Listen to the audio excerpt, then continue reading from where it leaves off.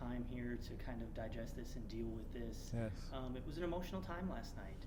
How's today? It's still emotional, but of course, time helps to heal wounds. But, whenever I think about, a life being snuffed out so early on, you always personalize it and think, what if that were you? What if that were one of your sons? And try to imagine how that family feels. Having dealt with death of children for many, many years as a neurosurgeon, I can tell you that it never gets easy, no matter how many times you do it. What did you speak about with his family? They were here. Yeah. I read, you sent Sure. transportation for them to get up here. Yeah, it's just talked about, the tremendous impact he had made. We have hundreds of college volunteers, but I don't know them all. Him, I was fortunate enough to know. And the reason I knew him is because he was so compassionate. When we would be at an event, he would actually do things that stood out and made you recognize how incredibly caring he was about other people. For better or worse, this shines a light on the work that volunteers and specifically young people do in campaigns. Absolutely. And it has brought kind words from your competitors, from Democrats, from you name it. And it's very encouraging to know that life exceeds politics sometimes. And I would hope that maybe everybody could take away from this. This was a young man who loved his country. Most 25-year-olds, they're not like out, how can I improve my country? How can I make sure that it's going to be great for the next generation? And yet, he and many others like him are doing that. And if we could all begin to think that way and recognize that we're not each other's enemies, just because we don't agree about everything doesn't make us enemies. And yet, you look at how people treat each other if they don't agree with you, call you horrible names and try to destroy your life. Where did that come from? And somehow, if we're going to survive as a nation, we have to get beyond that. A wise man once said, a house divided against itself cannot stand. And this next generation, it encourages me, because I know my generation has kind of failed in this regard. They're sort of into what's good for me. I'll take my own and forget about anybody else, which is why we're in so much financial trouble. But if we can get back to what America used to be, where people actually cared about their neighbor, I think there is nothing but upside to that. Fair to say, in summarizing that, he was idealistic, as young folks often can be. They look for those principles and things that maybe aren't corrupted by life. I think it was a good idealism, and the kind that gives you strength to withstand adversity. Because recognize that we do have some significant adversity facing us. We have radical Islamic jihadists who want to destroy us, and we can't just wish them away. So there's going to be real conflict in the future. And the last thing we need to do is to be fighting ourselves. Moving forward, you have a busy, this is what they call the last leg of the race here, at least in Iowa, ahead of the caucuses.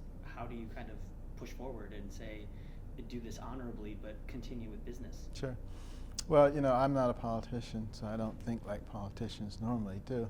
I just think in terms of doing what's right, talking about the right things, and getting in front of as many people as I can. The last couple of weeks, we've done multiple town halls, and every single one of them is standing room only, overflow crowds, or doing double events because we couldn't get everybody in. And it changes people's minds when they actually get to hear you as opposed to what people are saying about you. And so right now, that's the goal. And one of the nice things about Iowa is relatively small. So you can really get to a fair number of people, and of course they can get to other people. So I think there's going to be some significant movement and surprises in these last several days. People talk about the role that these people who believe in the candidates that they work for, in your message, and he was certainly one of those individuals. Yes.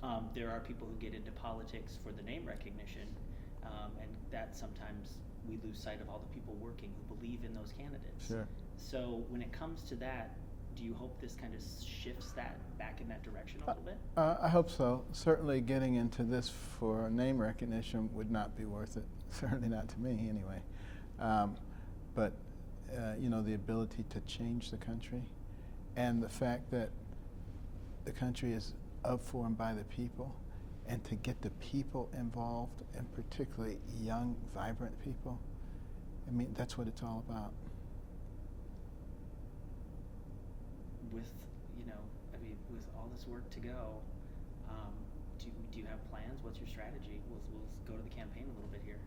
Well, you know, the strategy is really to spend, you know, most of the time up into the Iowa caucus here in Iowa.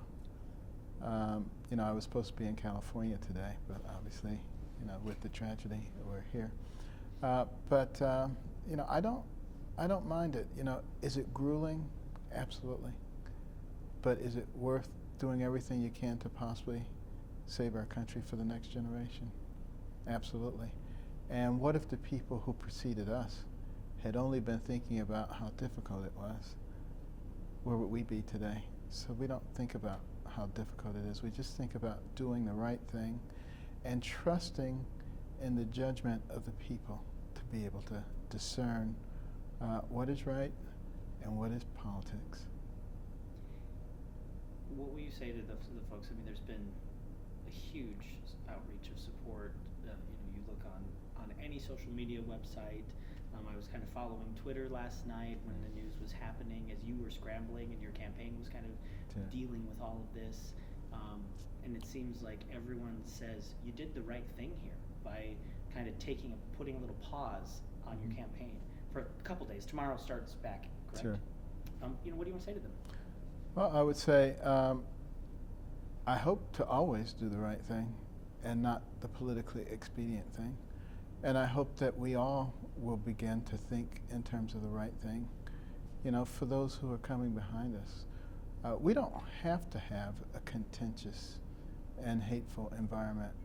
We're the ones who get to control the environment that we have. Nobody gets to dictate that to us. And we don't have to listen to the purveyors of division and hatred. We can make America whatever we want it to be. Win or lose 20 years down the road, and we're talking about the caucuses and this tragedy and the events leading up to everything. What will you remember most about this young man? I will remember that he cared about other people, that he was extremely kind, and he was willing to do rather than just talk.